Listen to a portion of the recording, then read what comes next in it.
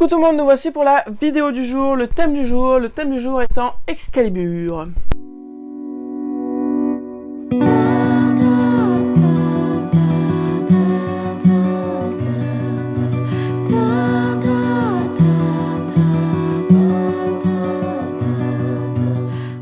Alors, pourquoi Excalibur? J'ai voulu le mettre en avant parce que j'ai lu, je n'ai jamais lu en fait de livre sur Excalibur.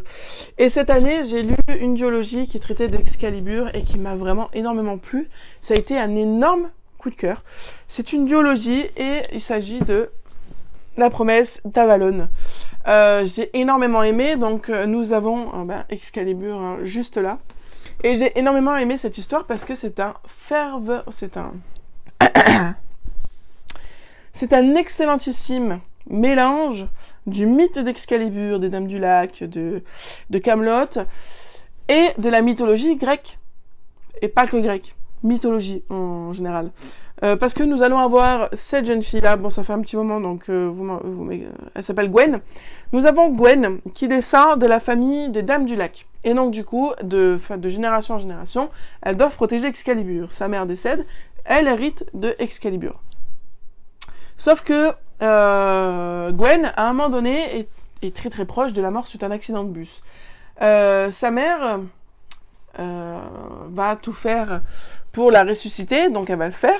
Sauf qu'au moment de la ressusciter, elle va, par accident ou par dessein, vous verrez, la lier à l'âme d'un démon, qui est Tristan, et qui n'est d'autre que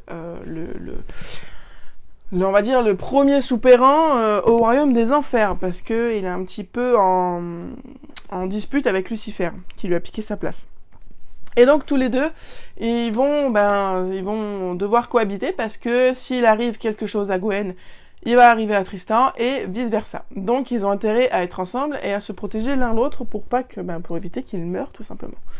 Et du coup, leurs objectifs ne vont pas forcément être les mêmes au début. Lui, il va chercher à prendre sa revanche sur Lucifer, et elle va chercher à s'occuper d'Excalibur et à échapper à tous ceux qui veulent s'emparer d'Excalibur. Et donc du coup, tout ça va faire en sorte que il va y avoir un certain dynamisme qui va se créer entre les deux, pas forcément bon, pas forcément mauvais, on va juste dire qu'ils cohabitent. Et puis après, dans le deuxième tome, ça prend une autre petite tournure. Ça prend pas forcément directement un sens romantique, parce qu'il y a rien d'explicite, ils se disent pas je t'aime, même à la fin du bouquin, on n'a pas de réel final pour les deux, mais c'est vraiment une dynamique qui marche énormément. Ni amoureux, ni ami, ni meilleur ami, ni ennemi, c'est un mélange de tout. Et puis j'ai vraiment adoré cette dynamique, et j'ai adoré le croisement du mythe d'Excalibur et du mythe des enfers, quoi. J'ai trouvé ça super original, comme Jurassic Shaman, on mélange les dinosaures et la magie, c'est complètement loufoque. Et pour moi, ce mélange totalement inespéré, totalement original, avec moi, ça a absolument super bien marché. C'est un énorme coup de cœur, cette série. C'était pas du tout, je pensais vraiment pas que ça allait être un aussi gros coup de cœur. Je m'étais acheté celui-là au salon de Montreuil en 2024, et du coup, j'ai foncé pour acheter le tome 2 dès que je l'ai lu, et ça a été vraiment un énorme coup de cœur. Ça se lisait extrêmement vite, les chapitres sont courts, vraiment c'était génial. On a de la magie, on a des complots, énormément de choses. On a des voyages dans le temps, on a des doubles temporalités parfois pour apprendre un petit peu le passé des Dames du Lac. Enfin voilà, on a énormément de choses. On a des voyages dans la forêt de Brocéliande, des voyages en enfer. C'est des combats, vraiment, c'était super riche, et je peux que vous la conseiller fortement.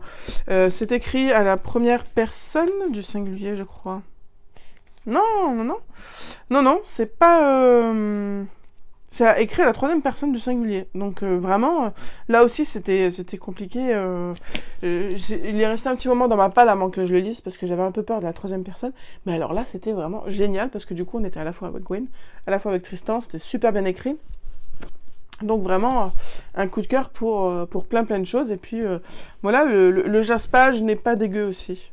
Voilà, donc c'est un petit peu...